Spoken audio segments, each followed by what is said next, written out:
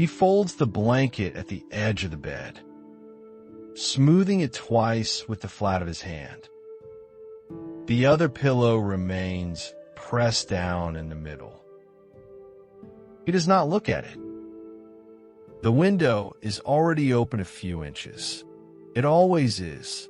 Cool air moves through the room, thin and careful, touching the curtains but not lifting them. The chair beside the bed sits at its usual angle. The slippers are placed neatly beneath it. He stands there a moment longer than necessary.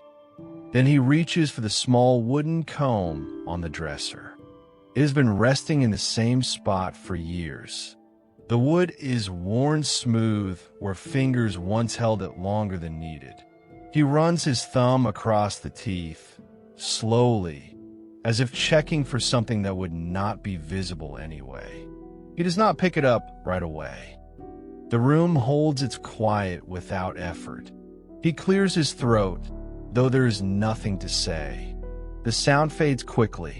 His shoulders rise and fall once, steady and controlled.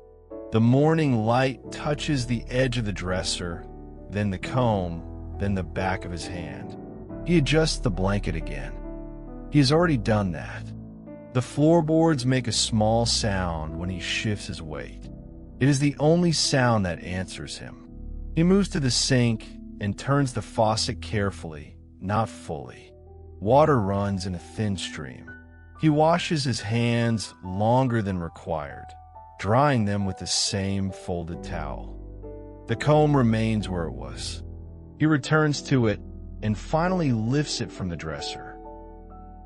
The motion is gentle, almost cautious. He stands in front of the mirror, though he does not study his reflection for long. He draws the comb through his thinning hair once. Then again. He pauses midway through a third stroke. His hand lowers before finishing. The comb rests against his chest for a brief second, as if waiting for something it no longer expects. He places the comb back in its spot on the dresser, always in the same direction, teeth facing left. He steps away from it without turning his back completely, as if leaving too quickly would disturb something fragile in the air. The morning continues the way it always has. Slow, measured. He moves through it with practiced hands. The blanket is folded again before noon, though it does not need folding. The window is checked, then checked once more. The chair remains untouched. By midday, he returns to the dresser. The comb has not moved. He stands in front of it, not reaching for it this time, just standing close enough to see the fine dust that gathers near its base. He wipes the surface around it with the edge of his sleeve, careful not to shift it even slightly. The wood stays exactly where it belongs.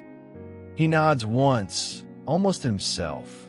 In the afternoon, he sits on the edge of the bed. His back is straight at first, then slowly curved. His hands rest on his knees. The comb remains across the room, small and steady in its place. He glances toward it without moving his head fully. That glance happens every day. He rises again before the room grows too dim. He lifts the comb and runs it through his hair slower than in the morning. Each stroke is deliberate, even when there's little left to arrange. He completes the motion fully from front to back. He taps the comb twice against his palm. He never used to do that. The light fades along the wall.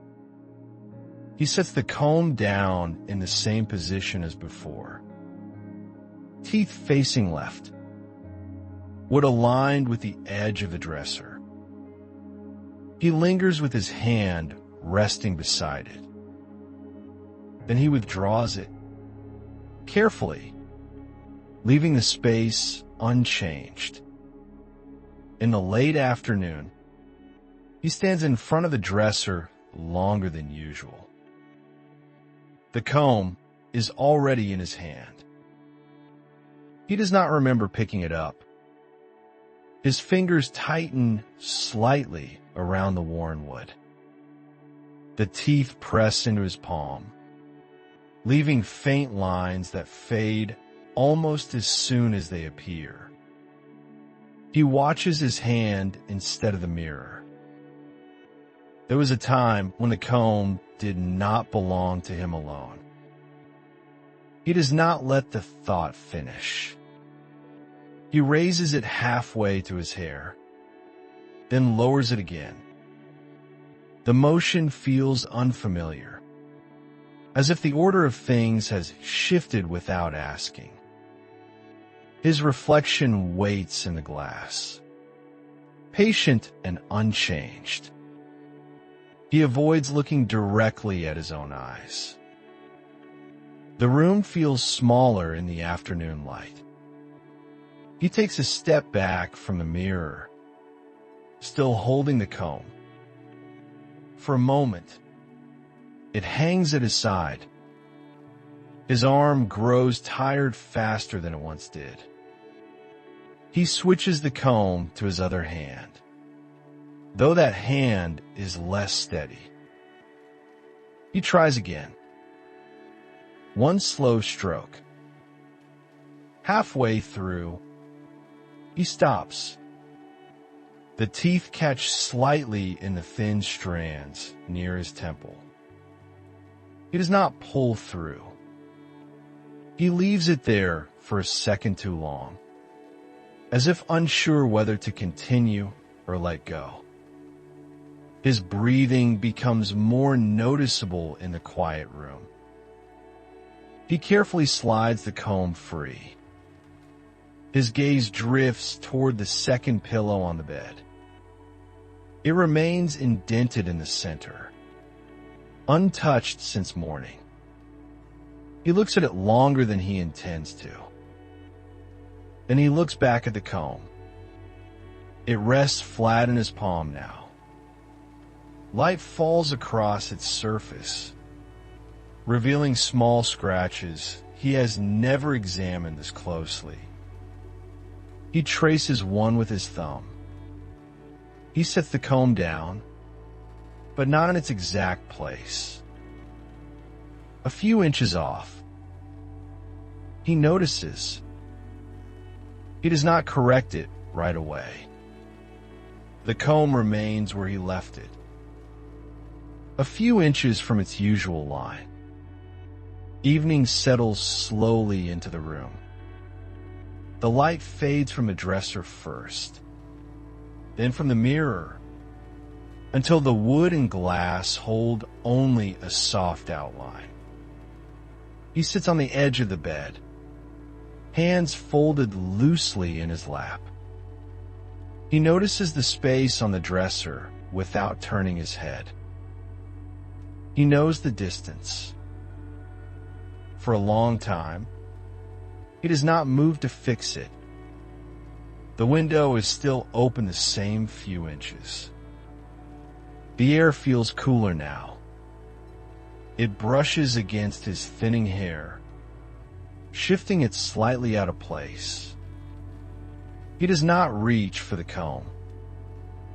He lets it be. His shoulders curve forward as he exhales.